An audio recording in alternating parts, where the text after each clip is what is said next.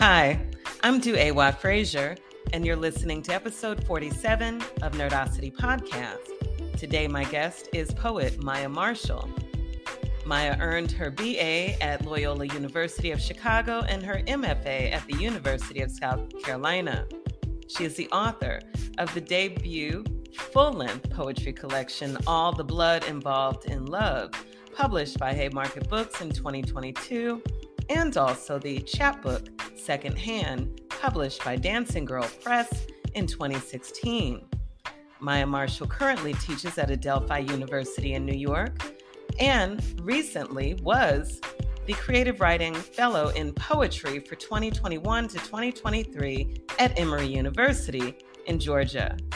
Maya has also served as artist in residence at Northwestern University and as faculty for Loyola University, Chicago. She has been awarded fellowships from MacDowell, Vermont Studio Center, Canem, Watering Hole, Community of Writers, and Canem Foundation. Maya Marshall is a co-founder of Underbelly, the journal on the practical magic of poetic revision. She is an editor for Haymarket Books. For several years, she served as a senior editor for Pank. Her writing has appeared or is forthcoming in Academy of American Poets, poets.org, Best New Poets 2019, Callaloo, Foglifter, Rhino, Potomac Review, Blackbird, The Volta, South Carolina Review, Fords, and elsewhere. I hope you enjoy this episode.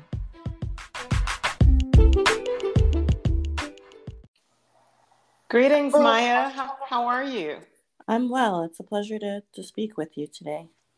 Thank you so much for joining me here on Nerdacity podcast, and happy congratulations on your new and latest work, All the Blood Involved in Love. Well, thank you. I'm so glad she's out in the world already. It's so amazing to me that this book has its own life. Yes, indeed. And so, Maya, before we really dive into your wonderful collection published by Haymarket Books in 2022, back a little bit into your journey and path as a poet. You've received a number of fellowships from institutions such as Canem, Studio, MacDowell, and Callaloo. You are also currently serving as the Poetry Fellow at Emory University. And I just wanted to know if you could tell us a little bit about your journey and what have these opportunities for you been like in terms of crafting your latest work, your recent work, and your journey in general as a poet? I like that question. Thank you for it.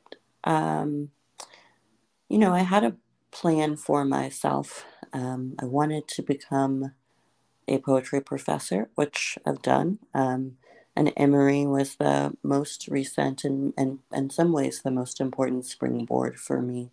And that institution offers access to a faculty that's pretty incredible and generous. And when I say incredible, I mean that they're excellent craftspeople independently, and that as a team, they work to support the junior faculty around them. But also that institution is the home of the papers of Lucille Clifton and of Alice Walker. And so, and as much as books mentor writers, those books and papers mentored me over the last year and a half. To the point that I was able to secure a professorship that I've just recently begun here in New York at Adelphi University, where I teach. Oh my gosh, congratulations, Maya. Yay! Thank you so much. Yeah, so that's been an incredible sense of achievement and envelopment into a new intellectual home. Canem was the first retreat that I was accepted into, the first fellowship, and that was in 2014, and it was incredible. I had not until that point been in an entirely Black-centered intellectual space in my adulthood for poetry. And so in many ways, I came home to that group of people who have, in the intervening years, become friends, become people to, to make dinner with, become people to drive across the country with, and to engage with on panels and in lecture spaces, and as, I don't know, sort of fraternal teachers, so that we can support our students as a network. Um, so that's part of what those spaces have meant to me. But you asked about how my craft was honed at Canem, at Vermont Studio Center, at MacDowell, at Callaloo. What they offer is time and challenge.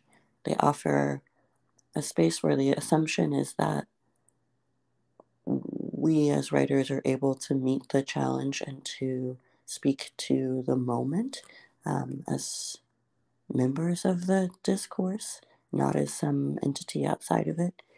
Um, the beauty of places like Vermont Studio Center and MacDowell is not only the physical and natural beauty of the removed space that you're in on a mountain in Johnson, Vermont, or in New Hampshire, but also that there's an opportunity to engage and exchange with artists of other disciplines around a dinner table every night.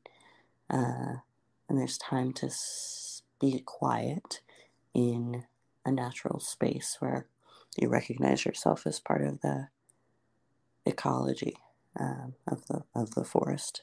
So those things allowed me to, one, just be someplace for 2 weeks or 3 months, and have my writing desk and my reading be my everyday work life, so that I knew that I could have a failed draft in the morning, and that, 3 weeks later it might become something, or I would have created several other drafts. Like, I got to a point where I wasn't precious about every word I put down, but recognized that there's, an inexhaustible imagination and combination of words that I can access if I simply have time and space. Wow, that's wonderful.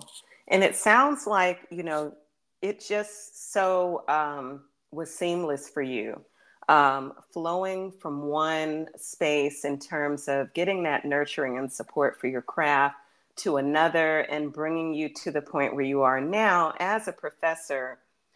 Do you suggest a similar or the same path for most emerging poets? Do you think that people have to really consider the time and region that they're in order to kind of think about, okay, how I can do this fellowship here in this state, and then, the whole job market? How is What is the best way to kind of map this for oneself, if you could give advice for emerging poets? Oh, be yourself, right? Like, I made a lot of choices that mean that um, that I spent a lot of money and time that often I did not have, and it means that if you are partnered or a parent, then the path I have taken is much more difficult, and maybe more importantly, what your work needs is up to you. So I am in many ways a self-taught person. My first mentors were books. And then when I got to graduate school, which was another privilege I had access to, I chose a mentor who said, "Oh, you've spent the last 3 years essentially teaching yourself." Wow. you know, Yes. you know, just she is loving and demanding, and the truth is that at some point, when you are pursuing a creative undertaking, when you are a person who simply practices an art or a craft, you do that without necessarily input or encouragement from other people because you are compelled to do it. I will say that being a poet is not a job. It's not like just a career path. It is a practice. Mm-hmm. Um, so if you do that practice, then often there are opportunities that are attached to it, but they are not financially secure most of the time. So alongside developing, poetic skill with metaphor and an aptitude with description, I have developed teaching as a skill set, which required a lot of professional development and job hopping. Um, Maybe I made it sound seamless to get from Canem to Vermont Studio Center to Emory to Adelphi, but it took the better part of a decade, and it took choosing not to do other things. Wow. So, Sure. I think every writer is different. Every artist is different, and that paths vary by need and interest and access. True. And I appreciate you explaining that in such a caring manner because it is true, everyone has different circumstances, and you do the best you can to hold on to your purpose and at the same time want to, survive, thrive, make a living. Yeah. But certainly, I take my hat off to you and congratulate you for reaching your goals and reaching the point where you wanted to land. Thank you. Now the question is, what's the next mountain?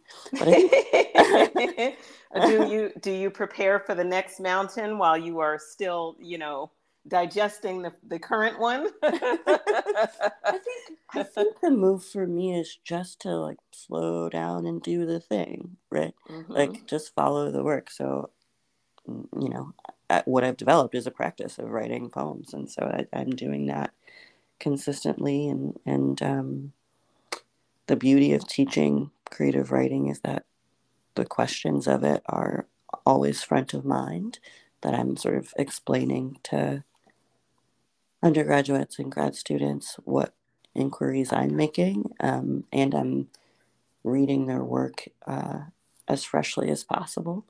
I also work as a have spent much of my career working as an editor for various publications, from small literary journals to books for larger independent presses, and so questions of craft are really my everyday, Monday through Friday, which is pretty lucky.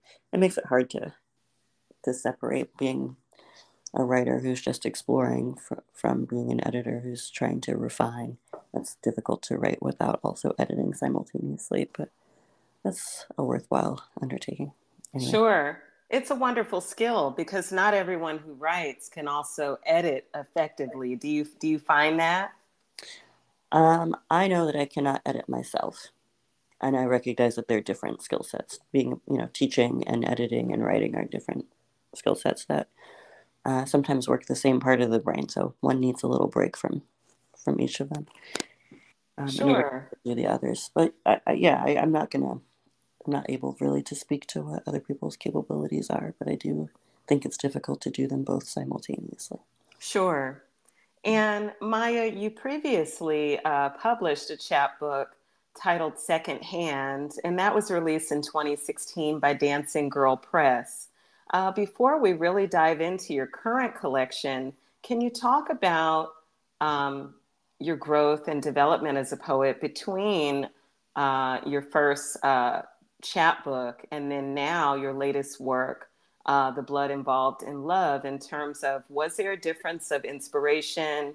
Was there a difference of style and in what you were really trying to accomplish with your poems between the two collections? That's a great question. Thank you for it. Um, Sure. let's see. Well, the question for all the blood involved in love is a different one from secondhand. Secondhand lingerie was the first poem in the chapbook, and it was born out of this curiosity I had about um, how might one healthfully engage in an allure, you know, with no with no money. I was in a thrift store and they sold secondhand lingerie, and I thought that's fascinating. That means likely that someone is like home making a chicken dinner for their family in like a 1 bedroom apartment, and they want they might want a sort of kind of tenderness to seduce their beloved. And I thought, what a beautiful thing, this sort of quotidian shared garment, gesturing toward uh, a life of the sort of everyday woman, um, who is able to be partner and parent and remain woman and sexual being. And so those are the questions that are at the center of the chapbook. What does it mean to be um, desirable and desirous while also being caretaking, a caretaker, and a laborer? Those questions are different from the central question of all the blood involved in love, which is, what does it mean to be a woman uh, who is not also a mother? Why not parent? Uh, and so the poems in that book answer that question from various vantage points. Craft-wise, my line was less attended to in Secondhand than it is in All the Blood Involved in Love. I did some sort of structural exploration in each book that I hope becomes more refined in the next couple. Um, yeah, I think that's the beginning of the answer to what changed in my craft between the chapbook and the full length. Sure. Thank you so much for that. And that leads me, because you mentioned your inspiration for All the Blood Involved in Love, and you mentioned about the question of being a parent. And I had the opportunity to listen to you read Why Don't You Parent a Little, as published on poets.org, and I really enjoyed listening to that poem.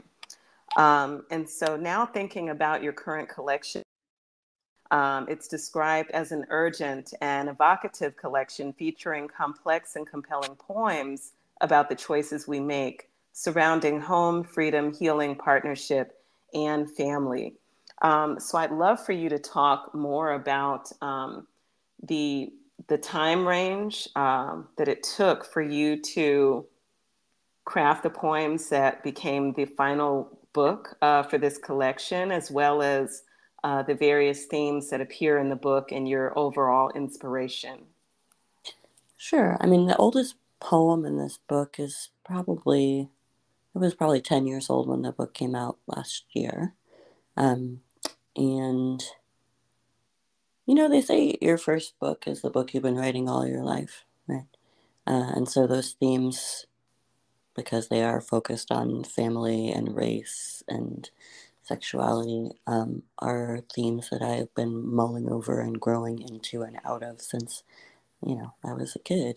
Um, what's fascinating about approaching middle age is that one can't help but think about the beginning of the cycle, right? So this book begins with the poem, Why Don't You Parent a Little, and ends with this desire from the speaker to say yes to a full sense of self, to say yes to loving, alone or with someone else, and for her, the potential of making a family, with or without children, is a way to be um, completely engaged. It's a way to be decisive about how to move through the world.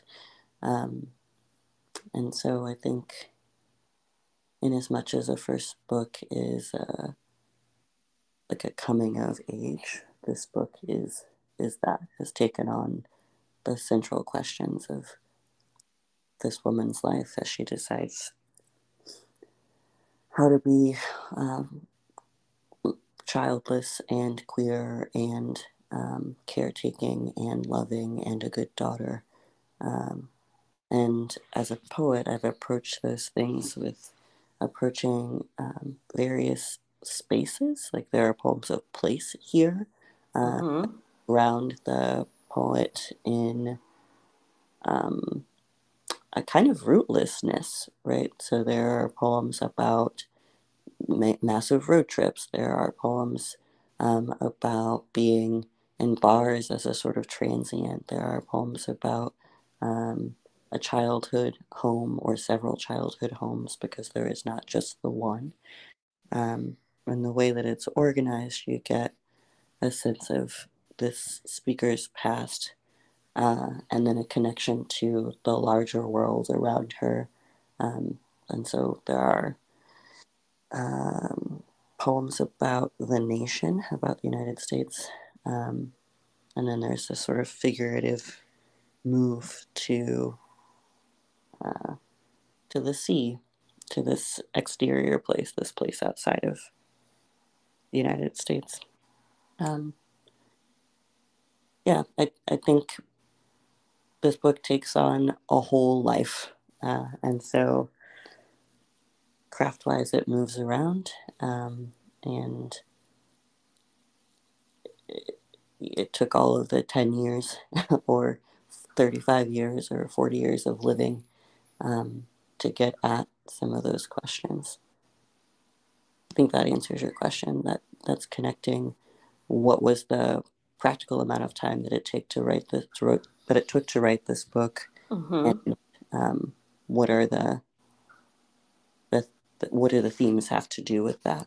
That's essentially what you were asking, right?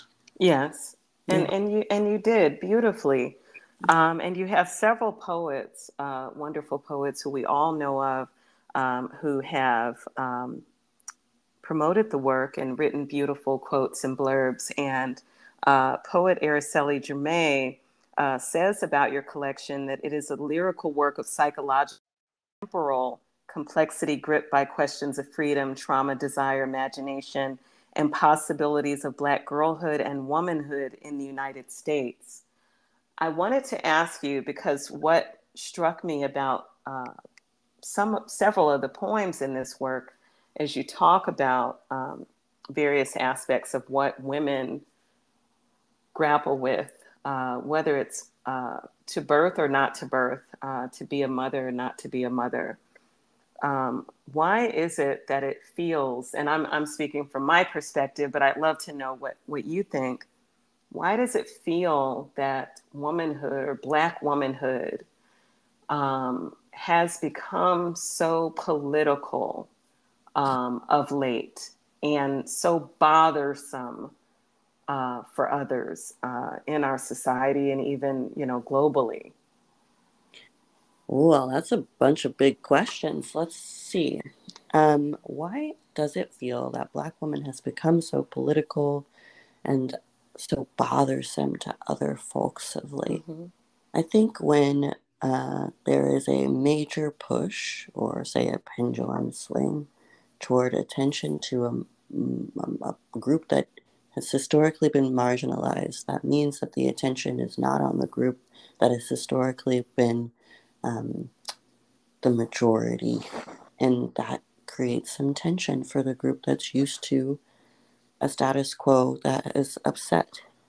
I think also bodies are political. Politic just means body, and the question of politics is always about how many resources get allocated to how many or which bodies. So when the pendulum shifts away from the historical majority, they are worried. They might be worried that they lose access to resources and become resentful. I think Black women have always been in this nation political bodies, not least because at some point we were the currency. I think there is a long-standing, almost never shrinking deficit of resources to, the people who are the descendants of the transatlantic slave trade. And there are also long-standing sort of biblical overtones on what women, any woman, should be doing. And there really are just the two camps, according to Western literature, that sort of Madonna and the whore. And if you are not the Madonna, the one who immaculately conceives or conceives at all, then there's a sense of failure and selfishness attached to the narratives around you. And that might be internalized too. So that I think is at the core of why there's grappling, why there's not a sort of easy way to accept most ways of being, right? I was just talking to a friend today about how difficult it actually is to become a parent. I mean, functionally, I just in a mechanical way, it is difficult for people to become pregnant, and then difficult to finance it. It's really expensive to have children, and those things are usually pretty far removed from the conversations about love and marriage and family and self-sustainability and healthiness. But those narratives are they are used as a kind of commodity. They're used as a kind of currency, I mean to say. So like today, Florida is trying to move forward with a bill that would ban middle school girls from being able to talk about their periods at all. Which, if you went to a school and had to go to the bathroom, that's always a big deal. And say between the ages of 11 and 17, it's a pretty necessary set of conversations. But controlling that allows quite a lot of political power for everybody except the girls, who then become the women. I think, yeah, that's why it's political, because ownership of other people's bodies allows for long-time financial power. I maybe didn't draw a very straight line, but there's certainly a line there. Oh, of course. And I definitely appreciate that. And it makes me think about the connections to your work, because I definitely see and feel that thread and that sort of going back into the past and then bringing it forward to talk about a woman's experience, with everything going on, the laws that were recently put in place. It's like, geez, who owns my body? You or me? Right. So, without being too explicit, but I love your collection, Maya, and I did not want to forget that as I read through it. I found myself feeling like I'm looking at an album. I'm looking at a photo album. This is not only storytelling, but this is like photographs, like poetry, photographs, for lack of better words. So I wanted to ask you if that was intentional to kind of create that feel that every poem leads further into the album, giving us snapshots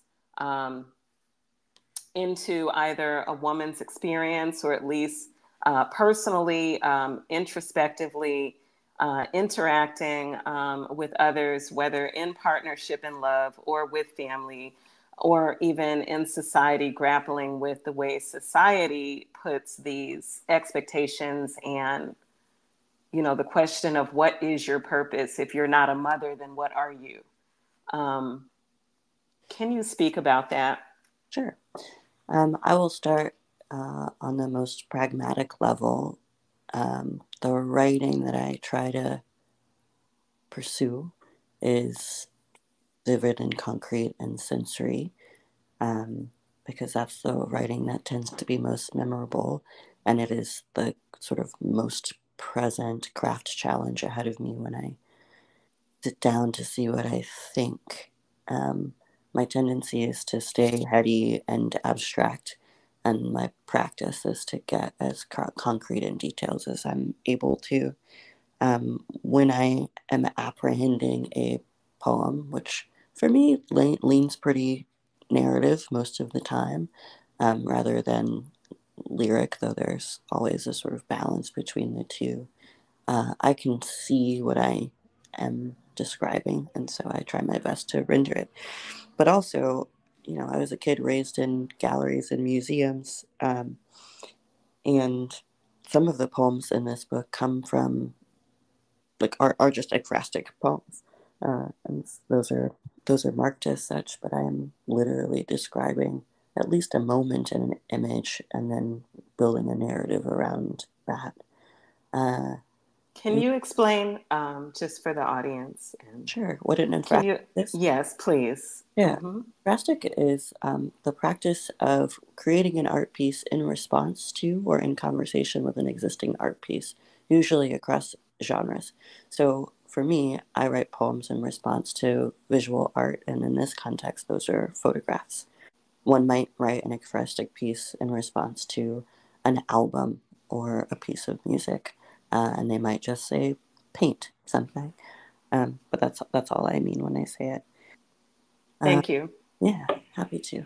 Um, yeah, so that is why they are image driven, um, and I want to make sure I answered the whole question. I'm so pleased to hear it feels like you're moving through a photo album. I wanted my exploration of the sort of archetypal family members to be accessible to other people. Like they wanted them to be able to. I wanted you readers to be able to see your own people and places and connect to the larger ideas. And it's a book for women and for uterus toting people. Um, Not to the exclusion of everyone else, but primarily that is who I'm talking to and about. So the speakers are all female, and there are moments of experiencing our carnality, our own just regular schmegular bleeding, but I think can't help but be image based. Uh, I think there's a habit, a tendency for us to look to our mothers, our fathers, our siblings, our lovers, uh, and be very captivated by them and by other folks outside of them that represent these types of familial relationships. So there are poems that are written in response to news stories about, say, a pair of lovers, uh, either joyful or harmed. And I think the practice of poetry is one that's invested in empathy, in erecting a particular emotional reaction that demands an attention to our senses, and usually, for seeing people, to our vision. Mm, wow, that's wonderful. And Maya, would you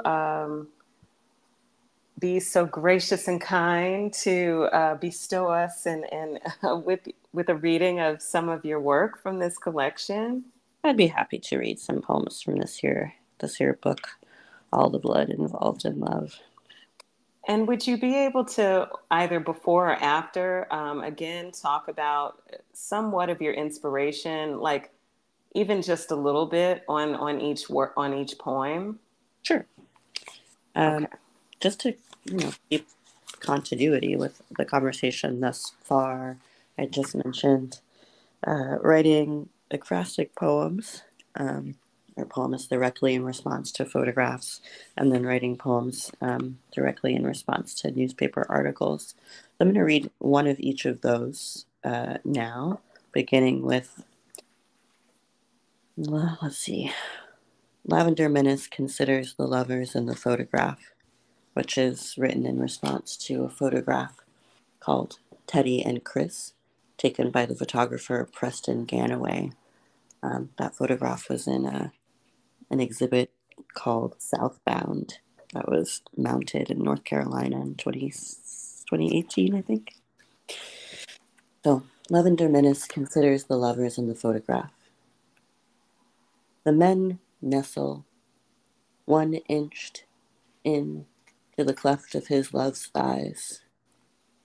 They wait under the eye of the sun and the bullseye of the camera's lens as a white witness documents black love on a late spring day in Chesapeake, Virginia. One, eyes closed, lips resting against his fellow's cheekbone. The other, eyes open, stares forward, soft-browed, as if he's just opened his eyes. Two moles make a base clef of the curve of his left eye. Open exposure and this one frame. Loose clothes betray a slim collarbone, a meaty bicep, two modest black bellies, sun-coppered and hairy, the slightest catch in a fold, the clasp on an elbow, the lovers, caught, lean into each other, away from the leaves in front of the building, hold their spot on the black top of the complex's parking lot, locked as if in bronze. I have never seen a monument like this. Do-rag and chin-strap mustache, brawn-armed, bear with a fresh, tight fade. I've lived at the corner of Confederate and Lincoln, spat on the stone feet of a gynecological barbarian, seen equestrians erected high above men's heads, but never yet two sleek, wide noses, or one man's neck tilted in supplication, mouth slit open to let the air dart in, hands wound lightly around a waist and lower back, knuckles alit on a broad dockered thigh. Two men spun like blossoming vines, shining in the splendor of two like soldiers in love. And light, not shadow. But here the woman's eye has arrested our fellows in dewy day, without labored sweat or defiant glances, not off guard or posed, but seeming free and seeming safe in the baleen of each other's embrace. Hmm. And then, That's beautiful. thank you. Thank you. The photo is really, really lovely. I hope that you're able to see it. And then the other, this one comes from a newspaper article about these two women who met and fell in love and then were murdered. In fact, James Cosby murdered them. He was the father of Brittany Cosby, who had her beloved Crystal Jackson, and they're from where I'm from, so I couldn't help but build a little bridge between these sets of lives, these sets of Black queer lives. Portrait in the Lone Star. Sometimes two women meet and smile for no one else. I looked into the open cleft of a lover and watched the month's first rivulet descend as she called on my tongue's continued praise. In the world outside of plush duvets and soft bedfellows, men with knives call tides of blood from daughters. I don't know what I would do if a man who looked like my daddy hated me, hated my sex all the more because I did not want him to have it, or because I have wanted a woman too, wanted to roll a body out of, unclasp the straps. What if the only time a Black man loves me is when I'm dressing his wounds? Or, on a given day, I prefer the sweet humidity of a lipsticked breath, the ice trail on a summer belly. Somewhere near the home I left, two women lie together openly in bayou humidity, croon and the lovers spit. Later, one's father unclasped the straps, rolled their bodies out of a red Kia. Did she ever call him daddy? Was it like the first time he held her? Those bodies near the dumpster, faces facing or turned. I like to believe the lovers' last acts were defiant, protective. The women battered, him a door to break through. And that actually happened. It did actually happen, yeah. There's a notes section in this book that connects every reference to the news in the poems to the articles that they come from, because my sense is that poetry, that literature in general, is intended to archive and to make historical record in addition to illustrating and activating the empathetic response. Thank you. Yeah. Yeah. So speaking of the choices that are being made by legislatures at the moment, I'm going to read, maybe I'll read two more poems. One of them is called The Abortion Ban. An abortion ban is a body snatcher, is an ethnic cleansing. The uterus is a cave, is an incubator, is a vault, is a self-destructing bomb, is a thoroughfare. Semen is an innocent bystander. Penises are just boys being. A woman is a vestibule. A judge is a strict father. Is Joseph awed by his father's creation? Is Joseph relieved of fault? Is Joseph's saving face? A woman is a support beam. A girl is a receptacle. A fetus without lungs is an unlucky horseshoe. A fetus in a homeless woman is an empty pillowcase. An embryo is a fingernail. A fetus is a jail. A woman who miscarries is a quarterback. Executed. Point blank. A woman with a felony is insulation. An angry man with a staircase is a felony maker. A live birth with a dead mother is a school lunch. A stillbirth is a $20,000 bill. A pregnant black woman is a dead black woman. A black woman who miscarries is a dead crow. A state legislature is a vulture. A choice is a liability. A Planned Parenthood is a desert. A Planned Parenthood is an oasis. A woman is a treasure chest. A woman is a former voter. A uterus is a leash. A stillbirth is a tether. A 13-year-old is a child. Only that. A woman is a bloom. A seed is an explosive. Fertilizer is a shackle. A woman is a target. The uterus is a target. A felon is a target. Wow. They need this poem. They need this poem on, what is it, the Congress floor. Whenever they talk about, whenever they try to make a law. And here is Maya Marshall present you. I mean, that says everything, Maya. Wow. So thank you so much, Maya, for sharing your work with us. This is definitely a powerful collection. And do you have upcoming events, in person or virtual? I know you've done quite a bit of them, as I've seen, your different recordings, you reading on YouTube and for AWP and different events. But is there something coming up for you here? Let's see. I have a reading April 5th at Adelphi University. That'll be in person. And then I will be reading for Oakton Community College in Illinois.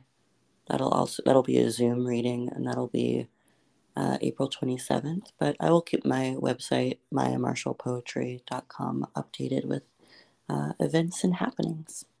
Well, that's awesome. And Maya, where can we certainly follow you on social media to, just see what you're doing from week to week and read your posts? Oh, sure. I'm on the Twitter at Maya A. Marshall, and then on Instagram at maya.marshall.16. So yeah, that's how I stay busy in the world. Oh, that's awesome. And is there anything you want to share with the Nerdacity audience? Anything that you're excited about? What's coming up in summer? Just anything, even if it doesn't even have to relate to poetry. It could be, anything you want to share. Well, I'm not, I mean, everything amazing is happening all the time. I will say there are some pretty cool books that are coming out lately, specifically from Haymarket. So if you want to read Black Women Writers at Work, that has recently been reissued, and it's just really a thrill to me that it's out in the world. I got to edit a book called Ballast by a poet named Quentin Baker, and it is exceptional. I hope you check it out. And yeah, I mean, there's all sorts of beautiful things going on in the world. Let's go outside. That's awesome. Well, thank you so much, Maya, for joining me on Nerdacity. I certainly wish you the best of success with your current collection, All the Blood Involved in Love, and your upcoming events. And I hope that you will also stay in touch. I certainly will. Thank you so much for making this space and inviting me into it. I'm so grateful to you. Oh, sure, of course. Well, have a great day. You too. Take care. Take care.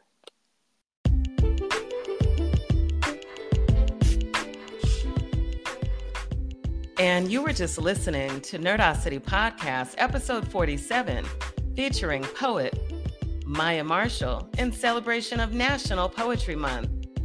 Visit Maya's website at mayamarshallpoetry.com. I hope you'll pick up her debut full-length collection of poetry titled All the Blood Involved in Love, published by Haymarket Books. And you can visit Haymarket Books' website. Also follow Maya on Instagram, Twitter, and all of the socials.